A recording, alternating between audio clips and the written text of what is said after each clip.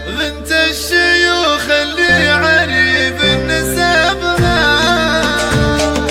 سلام يم الطيب واخت الرياجيل الوفية اللي نقدر تعبها. ام عبد الرحمن جودها يشبه السر، يقولها من قلب صادق كتبها. لضيوفها تقدم لها الجنة والهل، بنت الشيوخ اللي عريب نسبها، اخت الشيوخ اهل القنا صفوة الجنس اقبل عدايا قشر من محربها. متميزة الاخلاق لا تقبل من طموحها العليا وهذا طلبها. من حقها تحضر وتقنى المحاصيل، تفضل بطيبتها وطيبة عربها. تساعد المحتاج من دون تفصيل وما معها شيء باع ذهبها. كريمة والله ما مثلها بخيل، تعطي ويمناها الكرم قد خضبها. خطواتها ثابت ولو قيل عاقل، ام عبد الرحمن طيبها ويا كرمها. هذه حقيقة ما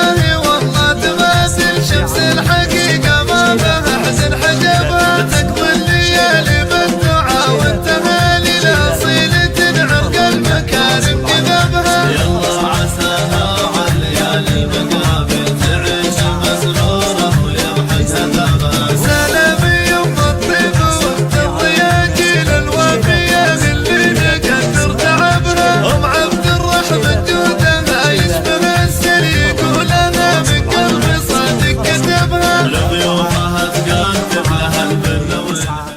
5-2